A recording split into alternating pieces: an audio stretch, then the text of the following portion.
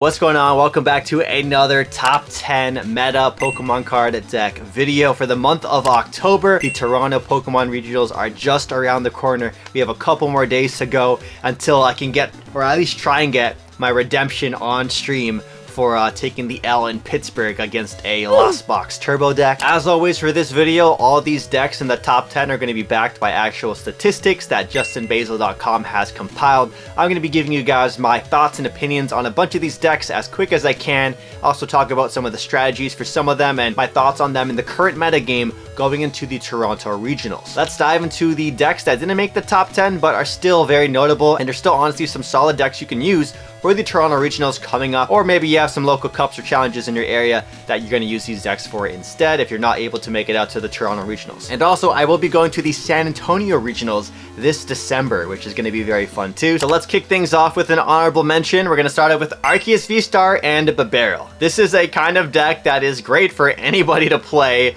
It's very straightforward, and you can basically pair Arceus V-Star with whatever V Pokemon you want as your attackers in the matchup. Most recently, we've seen Gyarados VMAX be paired up with Arceus V-Star to some great success. Arceus V-Star is still a solid choice, especially in a field of Lost Box decks where it's harder to hit those high HP numbers. When Arceus decks are able to use things like Starbirth or do things like Charon's Care to bounce back their Pokemon back into their hand and not have to worry about those earlier damage counters, it's a really nice thing to have. The next honorable mention would have to be the Mew VMAX Fusion Strike deck. Yes, it is another top deck, still winning tournaments, man. It just won the Lily Regionals over in Europe. I think that was the first regional of the year over in Europe. People are disrespecting Mew, so if Mew gets disrespected, if you don't put Spiritombs in your deck, if you don't put enough Drapions in your deck, sure enough, Mew VMAX is going to pop out of nowhere and Techno Blast everything for knockout. Two more honorable mentions. We have to give some kudos to Rapid Strike Toolbox. These decks are still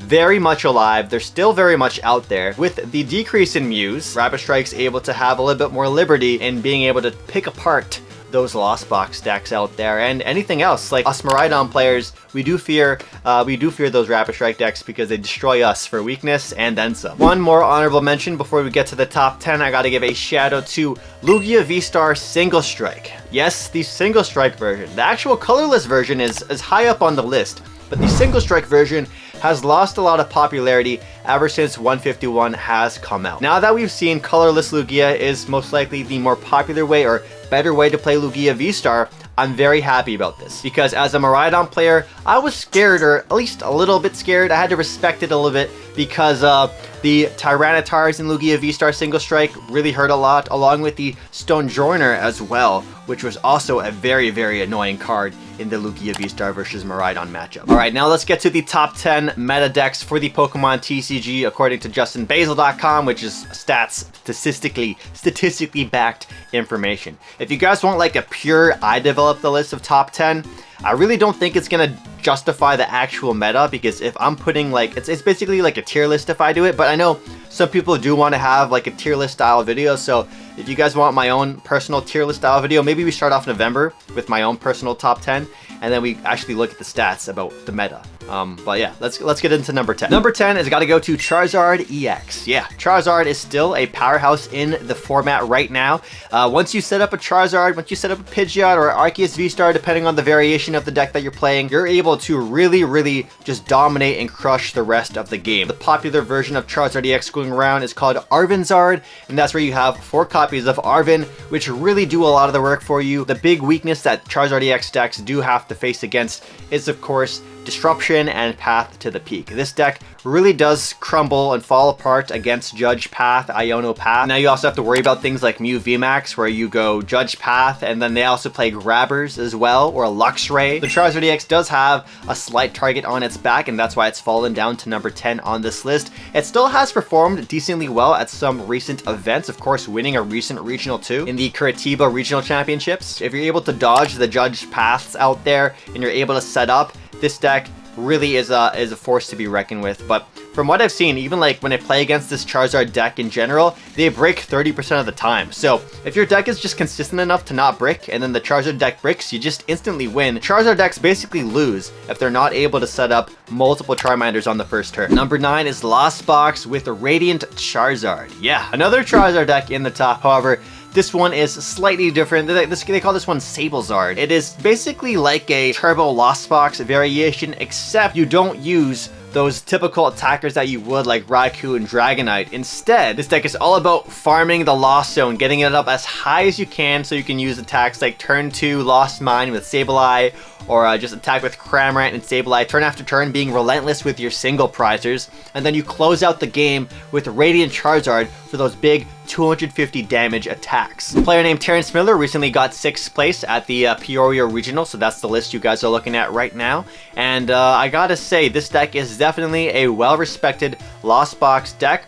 However, with it kind of being weak to Path to the Peak, with you know, Charizard not being able to close out certain attacks when it needs to, or just get those attacks off because Path is active, that's maybe some of the reason why people aren't playing this deck. At the same time too, Turbo Lost Box and Lost Box Kyogre have been continuing to dominate the field and the landscape of the game right now. So if you want to play Lost Box, this is the more under the radar version to play, but if you wanted to go play Lost Box and, you know, play the one that everyone's playing and people have a lot of solid game plans to play against, Turbo Lost Box or Lost Box Kyogre are more the likely route you want to take. Next up, number 7, and I think we just missed a number or something, but yeah, number 7, we have my personal deck of choice, Miraidon EX. Now, this is a deck I have been loving ever since I started picking it up, since like June, I think. And I've been loving it for the last couple of months, and I'm going to be playing Miraidon EX at the Toronto Regionals. My second choice for the deck was going to be Mew VMAX DTE with like 4 Path, 4 Judge, 4 Grabber. Be very annoying, very disruptive, but I feel like right now I am on a really good hot streak with Miraidon, so I want to continue riding it out with Miraidon. And with Mew VMAX, my whole journey of making day 2 and potentially winning the tournament is easily been able, or it's easy to shut it down with Spiritomb, because Mew VMAX DTE does have a hard time when Spiritombs are around, and because Mew VMAX had just won the most recent regional, now there's a bit more of a target on Mew VMAX's back, which means I would expect a bit more Spiritombs out there. So with Miraidon, I feel like I personally have a lot more control over the situations game after game. It's a very consistent build that I play, so going first or second, I don't mind. And if you lose one game, it's not the end of the world, because you know, you can always bounce back on the second game and then close out on the third. So on screen right now, we'll have JW Krewall's Miraidon deck list from Peoria Regionals. For those of you guys who don't know, Miraidon did not make top 8, I believe, at all at the Sacramento Regionals, and a part of that is because some of the top players who play Miraidon, like Jesse Parker, like JW Krewall, like, I don't know if Andrew Mahone was there, but a lot of the Miraidon players that are really good were not in attendance at Sacramento. So that makes me happy seeing the lack of Miraidon going into Toronto, because it means I have less of a target on my back, and which means it's more inviting for colorless Lugia players to be out there thinking that they're safe, and they're not really safe. Now, on top of colorless Lugia V-Star being very popular right now, I believe it got 4 of the top 8 places at the Sacramento Regionals. This is a very good thing for a Miraidon player to see, knowing that one of the best decks in the format, if not, a lot of people might consider it the best deck in the format, is a deck that Miraidon hits for weakness and absolutely destroys. It's beautiful.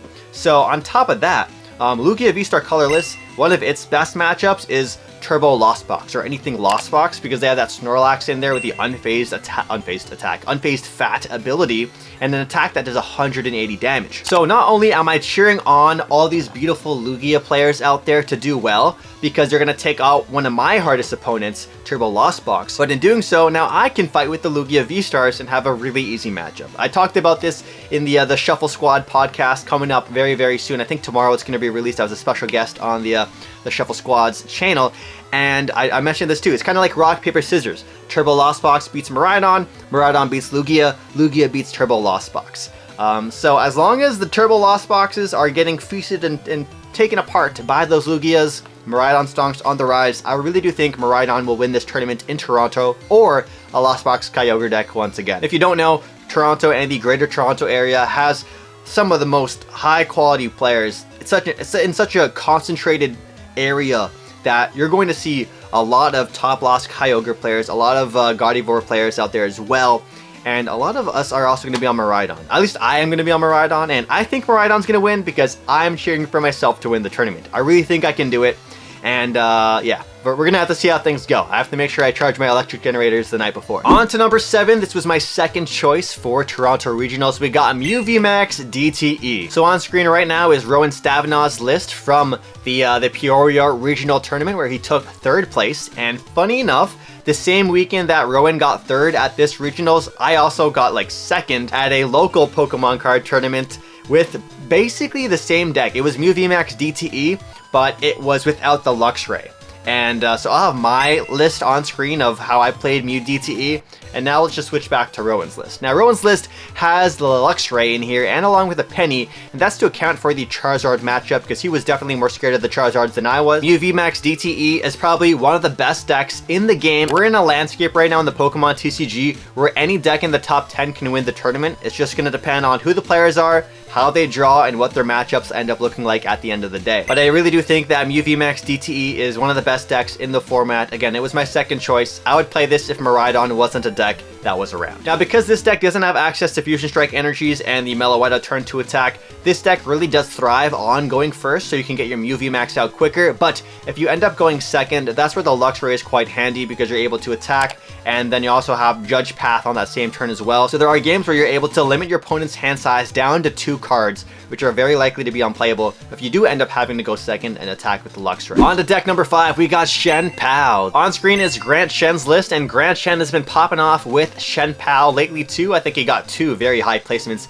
at 2 North American Regionals lately. This list is in a really good spot right now for the current meta. It is a list that does feel pain from Path to the Peak being out, and it does feel pain from being bricky at times. But this deck is very, very combo oriented, and if you're able to set up, which isn't asking too much, this deck is really able to run away with it. You have attackers like Shen Pao, which go for those big one-hit KOs, and then you have the threat of Radiant Greninja as well, being able to Moonlight Shuriken your opponent's bench and really do some big damage on them, taking out their like energy systems, for example, like Flappies for my deck, or you know, Compies on opposing decks, or just clean up some knockouts that your Shen Pao wasn't able to previously in the other turns. Shen Pao is a deck I also think we'll see a lot more popularity once Paradox Rift is officially released and rotated in. Combining this deck with Iron Hands EX is a popular thing I'm seeing a lot of players talk about, but I'll probably be pairing Iron Hands EX with Miraidon first, and if Shen Pao ends up being the better way to play Iron Hands EX, I'll copy what other people are doing with Shen Pao. But yeah, one of the biggest advantages that Shen Pao EX has is the supporter card Irida. Being able to Irida for basically the combo pieces you're missing every single turn is absolutely nuts. Whether it's Rare Candy and a Baxcalibur, Rare Candy and a Shen Pao, Rare Candy and a Manaphy, or a Greninja, like anything. Irida's the best, one of the best supporters in the game by far. Alright, on to number 4, we got Giratina V-Star featuring the Lost Zone engine. This deck was number 1 for quite some time, really performing in a lot of online events, and it's been falling down in popularity and success, but it is still very, very strong as long as you don't brick. But that's like a common thing for a lot of decks except Miraidon. Miraidon doesn't brick very often, and that's why it does so well. Giratina V-Star, of course, gets to use the Lost Zone engine, one of the best and most consistent engines in the game right now in the Pokemon TCG. But on top of that, you get to have Giratina V as a way to increase your Lost Zone size with Abyss Seeking if you do end up missing some flower selecting turns or some Colress experiment turns. And then of course, if you're able to set up your Giratina V-Star, you pretty much win the game for the most part, because you're going to hit for 280 probably on a 2-prizer, and then V-Star power something else the next turn, and then maybe go for 280 again on the next turn. It's a really strong deck, and with Pokemon 151 being released, some people think its popularity will be decreasing because of Mew EX, a Pokemon which can clone your opponent's attack, and you can just clone Giratina V-Star's Star Requiem attack, which is kind of nuts. That's going to stop people from playing Giratina, but hey, if you don't see a lot of Mew EXs, you're in a pretty good space to use Giratina V-Star. I really thought Mew EX would be more popular of a card inclusion for a lot of decks, but Mew EX hasn't been seeing too much popularity in that many decks. I think I've seen decks that play it the most would have to be Lugia Colorless. I've seen Lugia Colorless play Mew EX because it is pretty easy to get that energy requirement. It's a free retreater as well. Also, some Miraidon players are also playing with Mew EX. I've been experimenting with it and I really enjoy it, but I'm not sure if I'm going to include it for my list for Toronto just because I haven't gotten a lot of practice with it in. I've been really consistent with my list without the Mew EX, so we might just skip out on that. Some Gardevoir players have been playing with Mew EX as well, which is really it's really interesting, and it honestly works in the deck pretty well too. Let's get on to list number 3. List number 3 is what a lot of people would still consider the best deck in the format, Gardevoir EX. Gardevoir is still, you know, fantastic. Now it has Mew EX as a new addition to the deck if you want to go that route. It's a deck that you can tech in the Spiritomb as well pretty easily and find with Fog Crystal or Level Ball if you want to counteract those Mew decks out there or any other decks that play a lot of V Pokemon. And Gardevoir EX is a deck that has a lot of die-hard fans. There's just people who, no matter how many times they lose with this deck or how many times it breaks, they stay on it no matter what. They are Gardevoir loyalists. Once rotation hits next spring, Gardevoir is over. You just can't play Gardevoir anymore. So this is the last couple of months that a lot of the Gardevoir players are going to get to enjoy with Gardevoir EX. You got baby Gardevoirs for those big knockouts along with the reversal energies. You got Gardevoir EX as an attacker as well. You got Zacian in there too.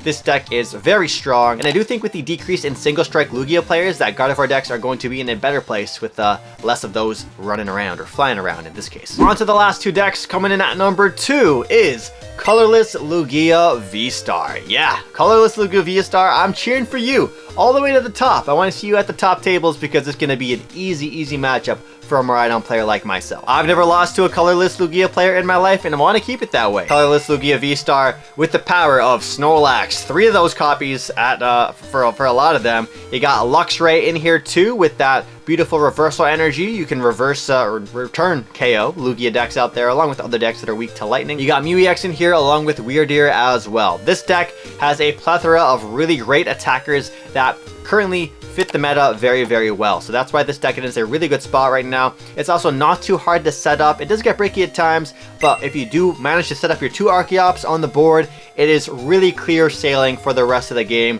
That's just the hard thing though. Those opening turns, making it work out, making that setup possible is your hardest task as a Lugia player. And also not prizing too many Archeops or your Lugia V-Stars, of course. Now on to the number 1 deck, the best deck in the format right now. It's kind of a tie, but the honorable mention you could say, but it's still potentially the best deck in the format, is Turbo Lost Box with the Raikou in there, with the Dragonite in there, with all the ways to get turn 2 Mirage Gate possible. But the real best deck in the format is, you guessed it, Lost Box Kyogre, or Kyogre as just people call it. Lost Box Kyogre won the first 2 regional tournaments in North America. You got Pittsburgh, you got Peoria, and we have Andrew Estrada and Raymond Long, both from the Toronto area, and they're both going to be in attendance at the Toronto Regional. Lost Box Kyogre, not much has to be said about this deck. I've talked about it way too much on the channel time and time again. It is the best deck in the game. This is the deck that sets up really well with the Lost Zone engine, and you close out games with Kyogre. Catch you guys at Toronto or in the next video,